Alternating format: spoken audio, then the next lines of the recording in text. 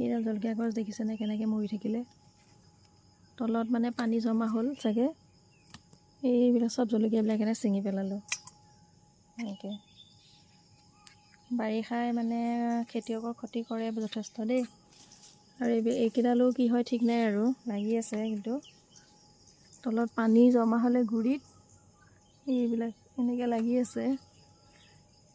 মোৰ বাৰু দুখ লাগেই, দুখ লাগিলেও এতিয়া আপোনাৰ সেইটো ভাবিয়ে শান্তি লৈছোঁ যে মোৰতো অকল জলকীয়াহে মৰিছে, অন্যৰতো আপোনাৰ ঘৰ বাৰী চব বাৰিষাই উটুৱাই লৈ গৈছে। আৰু এটা কথা বুজি নাপাওঁ, যিসকলৰ পানী হয় তেওঁলোকে কিয় দৰকাৰী নথি পত্ৰ বা মানে তেওঁলোকৰ সম্পত্তি কিছুমান ওখ ঠাইৰ মানুহৰ ঘৰত থৈ নাহে।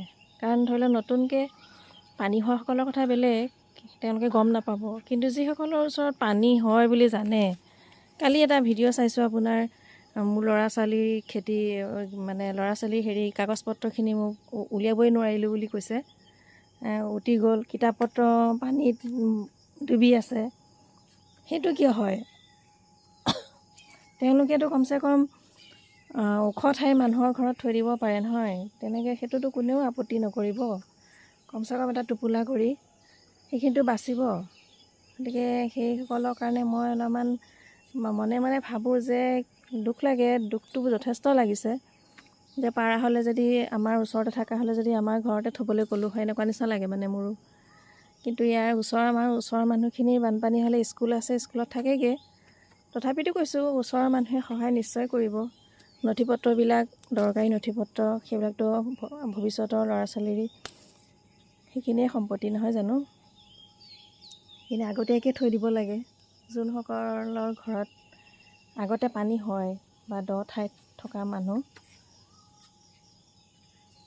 মানে মই খেতিও কৰি ছিঙি আছোঁ, সেয়াও ভাবি আছোঁ, দুখ লাগি আছে বাতৰিবিলাক চাই চাই। আমাৰ নগাঁৱৰ কামপুৰ বা আৰু কুচুৱা বুলি কোৱা ঠাইবিলাকত পানী হৈছে, তেওঁলোকৰ এনেকুৱা বিলাই হৈছে।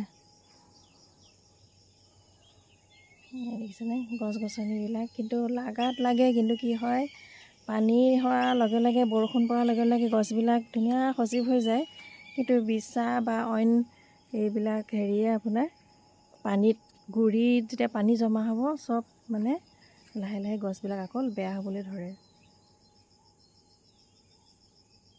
এই চাদখনত এই পানীখিনিত জমা হৈ আছে, মানে বৰষুণ দিলেই পানী জমা হয়, আকৌ অকণমান ৰ'দ দিলে আকৌ শুকাই যায়।